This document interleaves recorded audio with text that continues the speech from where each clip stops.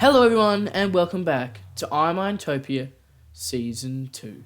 Now today's episode might be a little bit of a weird one, as you just saw a little bit of first person time lapse. Unfortunately, I couldn't get a third person time lapse because neither replay mod is updated 1.17 and I don't have a second account to actually record a time lapse for you guys. But when replay mod does eventually update to 1.17, I will be sure to be creating a time-lapse for you guys, because they are always enjoyable. But just then, you just saw the time-lapse of me building one iron farm, but now we have three. So triple the iron, got my little AFK platform up here, and this has been going all night, and it has created a lot of iron. So we will not be needing much iron for much longer, unless we want to make a shop, which in that case, we could make 6 to triple the rates that we're getting now. But the reason why we need this iron is so we can create a beacon, so we can mine out a large area for our villager trading hall, because this is like our main project. I really want to get all my tools and stuff sorted, because at the moment they aren't looking too good. You know, Fortune 3 on the axe is not what I want. That's just not on. So we need to get looting 3 on our sword, because right now it does not have it, and we need to go get it. So Sinister Lions has actually offered to give me a book, and we'll go get that. Here is Sinister Lions now with the Looting 3 book, which is lovely. So thank you, Sinister. Really helps out. Also guys, the nether portal that we have here at our industrial district has actually been linked up to the main nether hub on top of the nether. And we've also got a hole down to the normal nether. So this is all created for us by Sinister Lions, so thank you for that. He has made an ice boat path for us. He also managed to, a villager escaped while I was building the iron farm, and so he's managed to put it in a boat, but a zombie came and killed it. Turned it into a zombie, so I killed that zombie. So this one will be used for our curing station. I've kept him in the nether for now because I just haven't been bothered moving him. But we need to make our way over to the shopping district to go get ourselves some books and check it out with you guys. So I'll see you when I'm over there. Also, while I'm on this boat trip, I think it's the perfect time to mention why there was no video last week. And that was purely because I was feeling a little bit under the weather and I couldn't upload, I couldn't speak. So yeah, this is me recovering right now. I've got some clips together to create this episode. And there still will be, hopefully, episodes every Monday. But just right now, I was feeling a little bit under the weather and I couldn't get it done, unfortunately. Again, if you guys want any updates or any information about me and the episodes or my YouTube channel, be sure to join the Discord down below. Shameless plug right here. Join the Discord. You'll get all the update information. Have some fun. Join. Chat with the community. Chat with myself. And yeah, we'll have some fun. Right now, we are currently at the shopping district. There is a beautiful, and I mean beautiful, nether portal design. Very hellish. This is Sinister's unique building style. It's a sword, and I didn't know this is the first time, and it's so cool. I love it. So Sinister Lions, if you are watching this, or Sinister Molly, whoever built this looks sick. Okay, this is cool. I love it. Now they've also created little plots for everyone to build their shop. So this is a big plot. This is a new building that I have not seen before as of yet. It doesn't look completely finished. It might actually, no, it's not, but it might be a fountain or some sort. I like that. I really do like that. That's so cool. With the teeth, maybe some buttons on there for the snout, but that just looks so cool. I love the way the shopping district's coming together already. But anyway, we have big plots here that the Sinisters have set up for us. I, myself, have actually claimed the plot down here. And the reason why is I feel like that's prime real estate and a very good view right to the main entrance of the nether portal. So people will come out and they'll see my shop, which will hopefully be getting built by next episode when we get our villages done. But, like I said, I have done some shopping already. I just haven't put it on camera, but I'd really like to show you the shopping I did and the shop that I paid from. So this is Sinister's shop, and it sells nether items, books.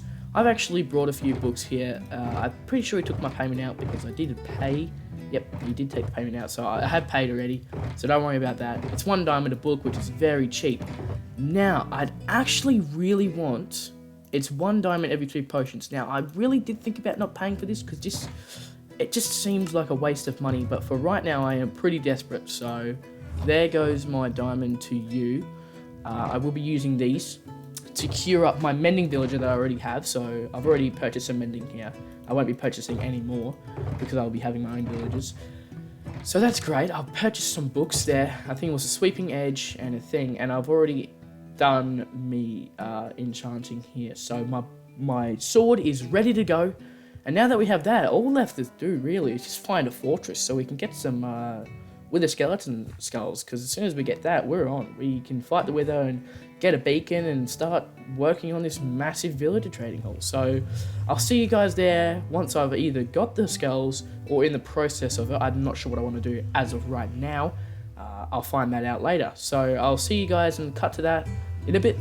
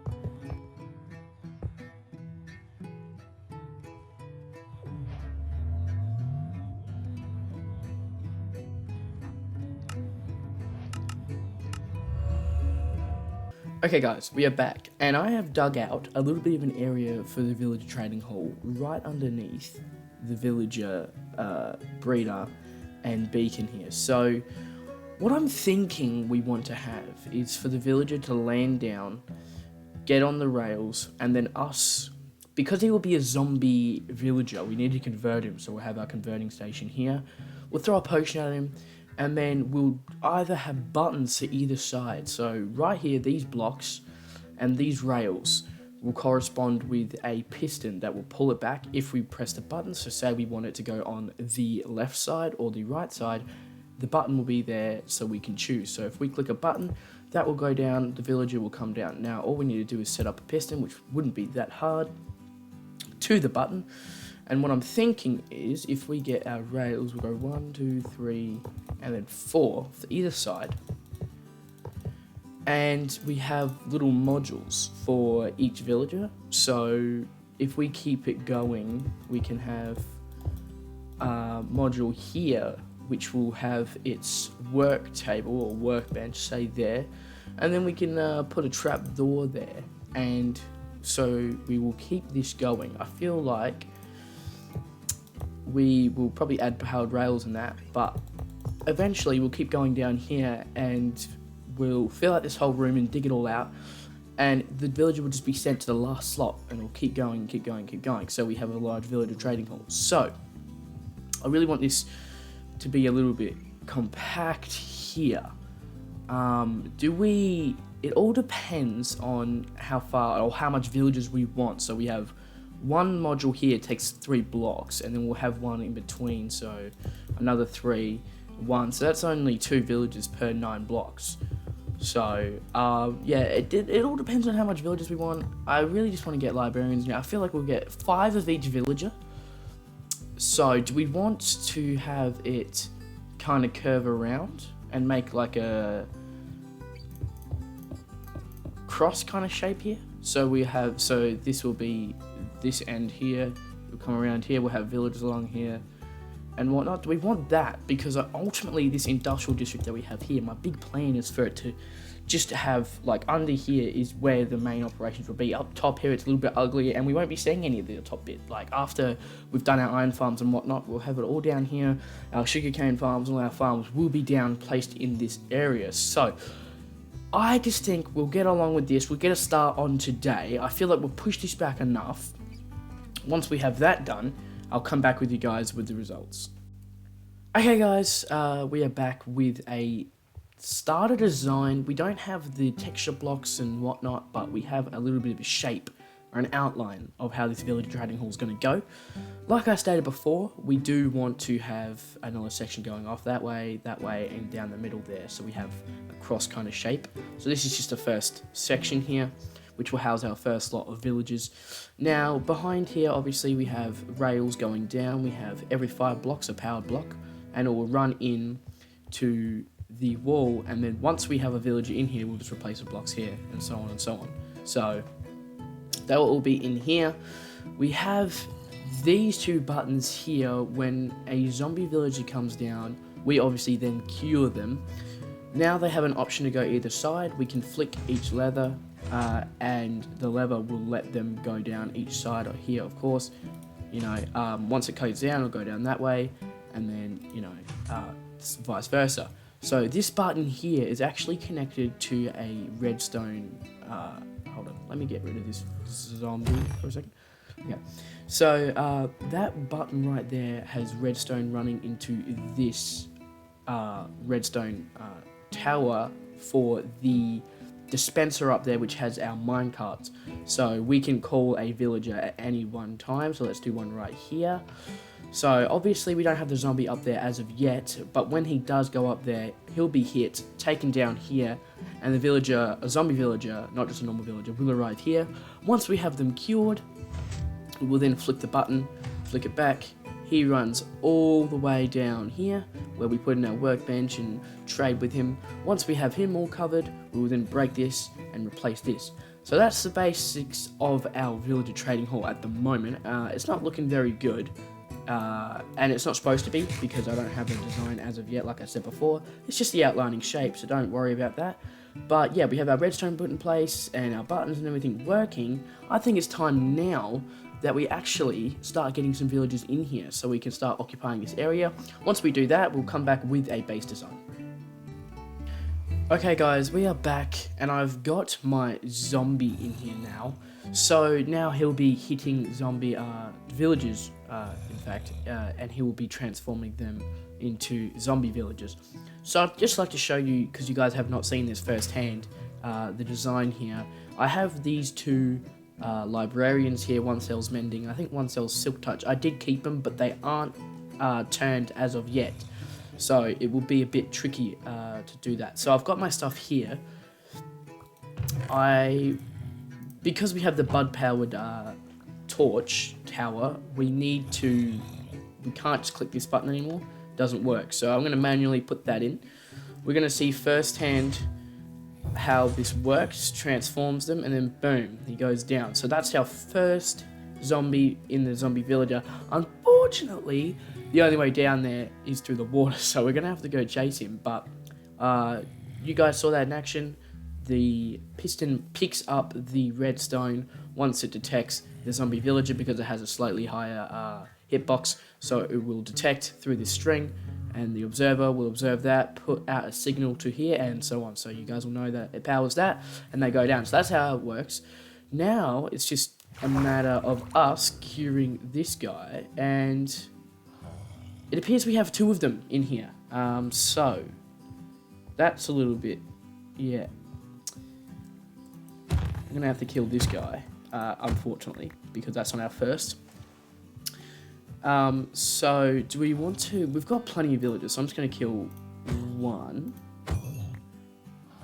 And there's the minecart. So we're gonna cure this guy. So we hit him with one of those, and now he's gonna be curing. So I'll come back when he is finished. Alrighty guys, so we have just got the achievement zombie doctor. He has been cured now.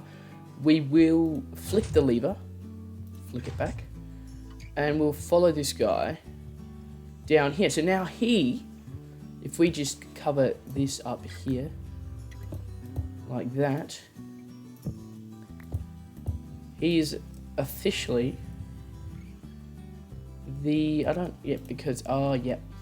right, he doesn't have that. So he will become a farmer now, and the reason why we have a farmer is because I need to get apples straight away so I can start turning them to golden apples. That's the reason why. And if you're wondering why I'm on level 2 and I have a really disorientated inventory, and that's because that fella up there, the zombie, killed me multiple times. If we click tab, we're actually on 6 deaths at the moment, so yeah, he killed me a couple of times while trying to get him in there, but that's all good. He's in there now, so he won't be moving anytime soon, which is great. And I see that this guy has turned into a farmer. Do we need to give him... So I've only got emeralds at the moment. It'll be a bummer if I have to travel all the way back to my storage room to go get some wheat, but we will have to do that if his trades only are wheat and beetroot or carrot or whatever for the start. I was hoping he had something just for emeralds that we could give him, like the other villagers. So hopefully this guy can give me a good trade. Unfortunately, this is the end of this episode, so if you guys really did enjoy this, please like, subscribe. Also, join the Discord down below, my Discord. Come chat and join the community like I plugged earlier in the video. It's great, we need to build it up. It's currently got a few members, but, you know, come and join, come say hello and whatnot. So please do that, and join IMine's Discord as well. If you want to be playing on the server with me, you can get whitelisted.